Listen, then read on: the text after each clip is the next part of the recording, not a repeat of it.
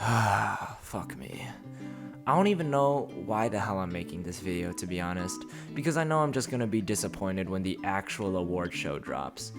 You know, I would normally say here that all my predictions are gonna be correct because, you know, I'm the smartest and most cultured man on the planet, but I'm not gonna say that because the people who vote for this shit are like the same people who use my anime list, aka they are a fucking hive mind of retards. Like, how the fuck does My Hero Academia win every category, an Oscar, a Grammy, and a fucking Kelly Blue Book Award for customer satisfaction? What the fuck? Oh well, let's just rip the band-aid off and get into this. This is my thoughts and opinions on this year's 2019 Crunchyroll Anime Awards Deluxe Edition for the PS3. Fuck me.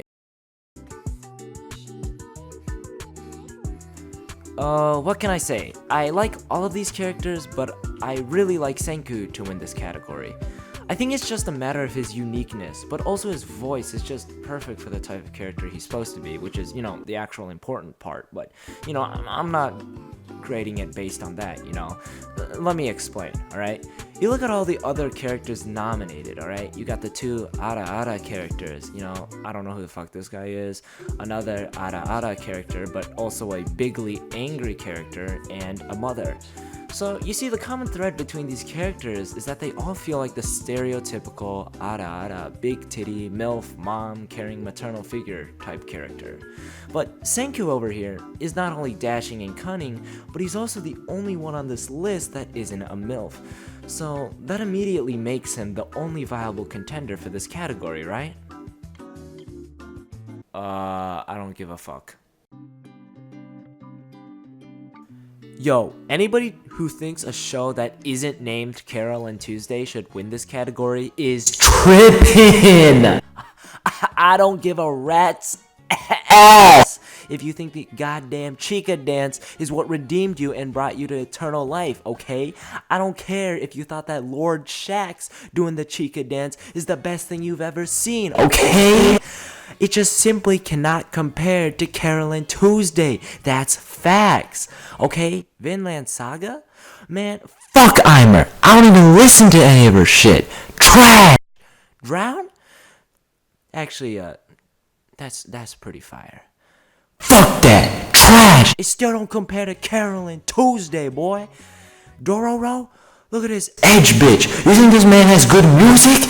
Hell nah. Fire Force? Man, don't come in with that bullshit. There's only one show that should win this category.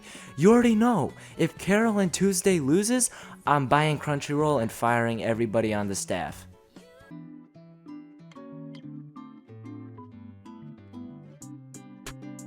You know, something I found very interesting is why do people like the first Vinland Saga opening over the second? You know, I really like the second opening a lot more. That shit slapped. But for some reason, everybody seems to like the first one more. Also, I forgot Domestic Girlfriend was a show that came out this year.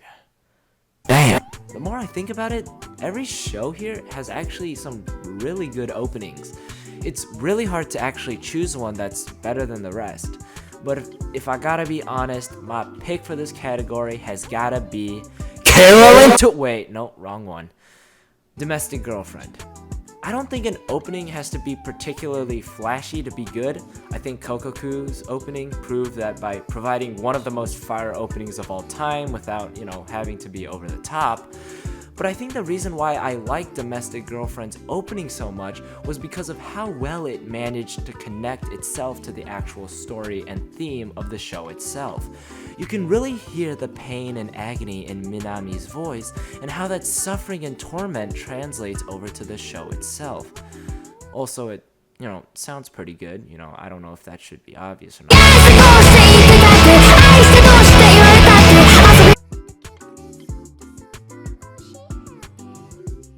Promised Neverland is dick on the ground. You can probably tell by the fact that I made a video ranting about it.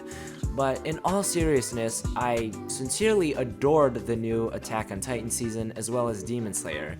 And I'm pretty sure there were a lot of other people who also like Demon Slayer.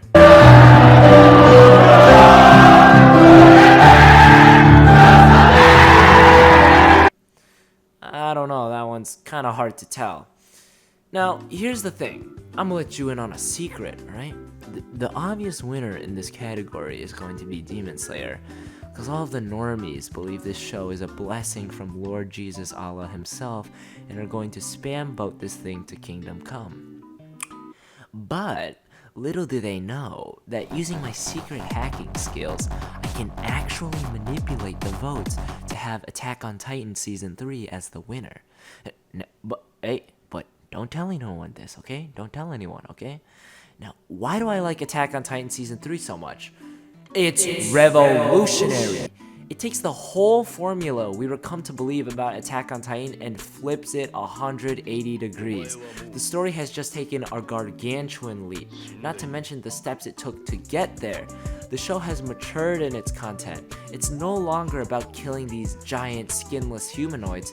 There are now all of these newly introduced stakes and factors that make you wonder, God damn, am I really watching Attack on Titan? And for that reason, and for my money, I think Attack on Titan should win this category. Even though it definitely won't. Unless I use my secret techniques. Foo. Alright, an actual good anime time. Vinland Saga should be a no-brainer, I feel. As much as I liked Babylon, Vinland Saga is just the superior Amazon Prime show. It just blows Babylon and every other show on this list out of the water. If you need to know why, just watch my damn review of this show. I don't give a fuck. Love is War or Seren Zanmai, I guess. Who the hell are these hoes? I have never heard of any of these people. Not to mention, I've been planning to watch Given for like the past 3 years, but never got around to doing it. And for that reason, I'm out.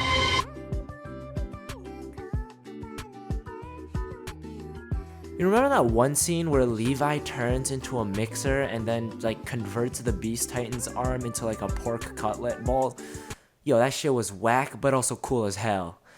But it doesn't even matter because that fight scene just got steamrolled over by that one Demon Slayer fight scene and the King Crimson vs. Metallica fight. Now, what actually makes these two fight scenes so much better than the others is that they actually feel like actual fights. Not these choreographed dance routines designed to look beautiful or cool without having any actual conflict or stakes in them. Hey, yo, what you mean Levi had no damn stakes in this fight? He was fighting for humanity. Okay, yeah, well, shut the fuck up. I'm gonna tell you. And I think for JoJo fans especially, Part 5 in general has been extremely impressive and a completely new beast when in comparison to the previous 4 parts in terms of its anime adaptation. The fight between Narancia and Formaggio to many was the first sort of hint at the angle and direction Part 5 would be approaching from. The fights in Part 5 are all these long, drawn-out slugfests. They really do feel like fights. When you watch a boxing match, it's not like one round, one guy is knocked out. No, it usually takes a couple of rounds to knock a guy out. And you can tell at the later rounds just how tired each boxer is. And I think JoJo was able to perfectly capture this type of grueling and nitty-gritty fighting, which is what makes its fight scenes so believable and enjoyable to watch. It keeps you hooked and watching over the course of several episodes and nags at the viewer to wonder, just how are they going to get out of this one? And it's not like Part 7 where the villains have all these retarded ass stands.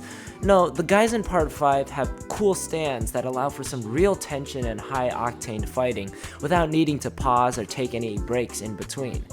And that's exactly why my pick for this category is Tanjiro vs. Rui. Doppio vs. Rosado was so weird to watch. Like, I'm not a scientist or anything, but I'm pretty sure it is biologically impossible to have like 200 razor blades explode out of your esophagus and still survive. Not to mention, there's no way there's enough iron in a person's body to be able to make that many sharp objects. Unless I like missed something in the lore or something. The outlandishness of the fight kinda downplayed the stakes of the fight. Like, after you see Doppio be like an absolute Chad and take 400 razor blades to the throat and still be able to exist, Your first reaction should be, oh, so he's God, he can't die. At that point, the viewer knew already that Risato couldn't win, and it really just lowered the expectations and momentum that fight was previously carrying. Not to mention, the Tanjiro versus Ruri fight was on some crazy shit! Oh shit! Look at the graphics, look at the moves, look at the music, look at Nezuko.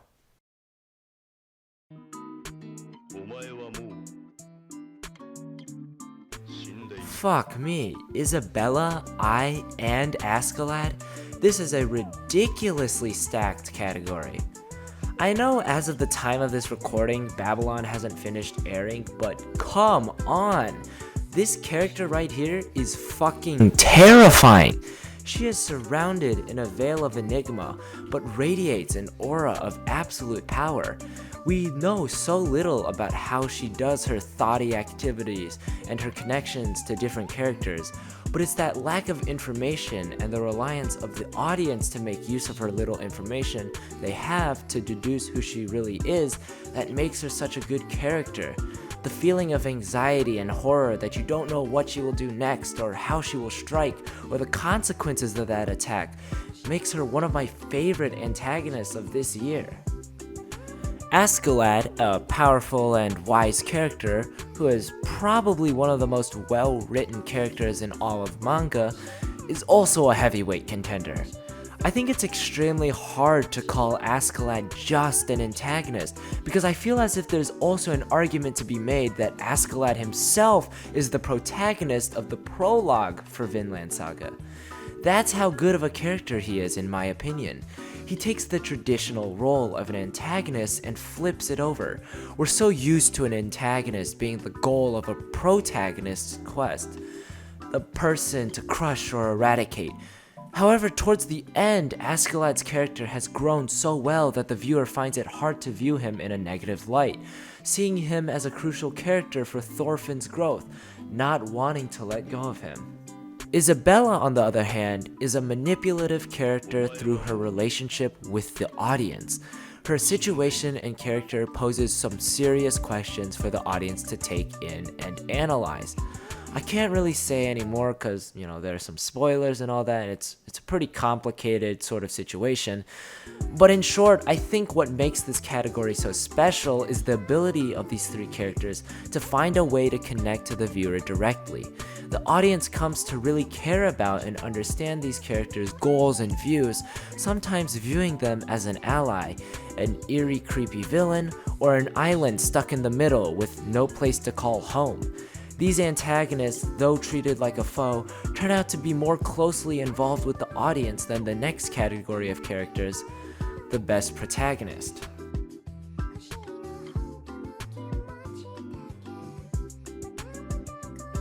Never in my life have I seen a more pathetic lineup of nominees for a particular category.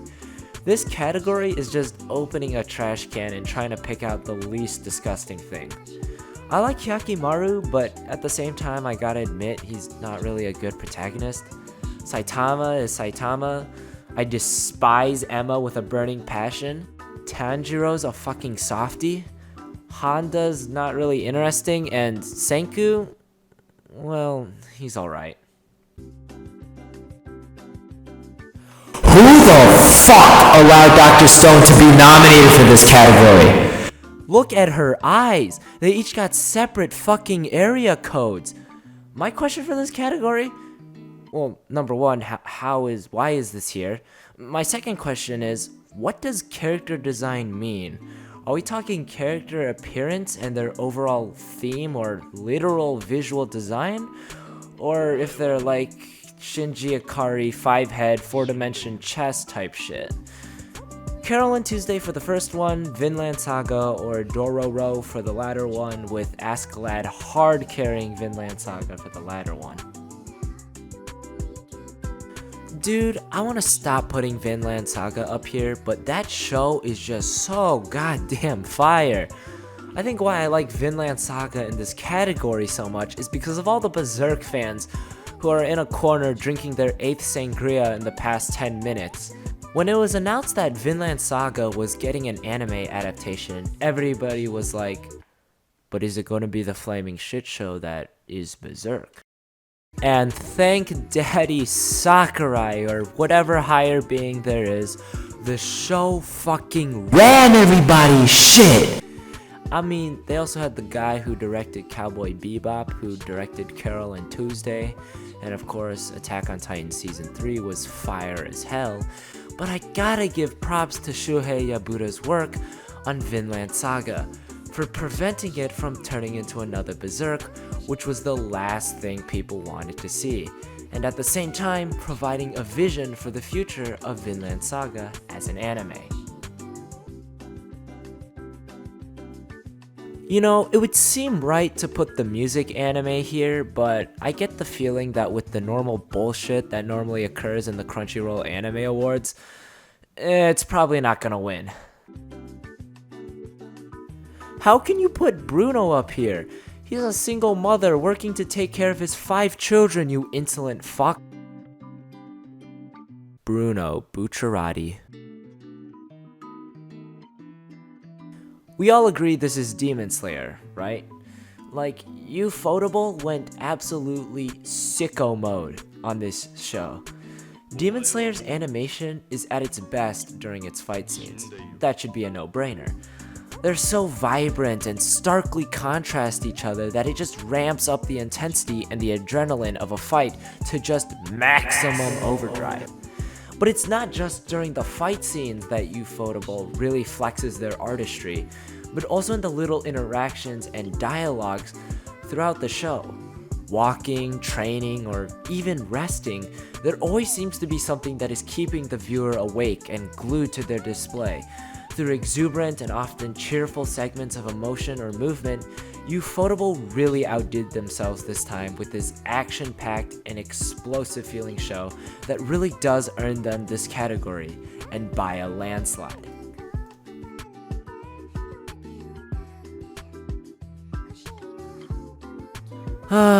It's time. The moment you've all been waiting for. Anime of the Year.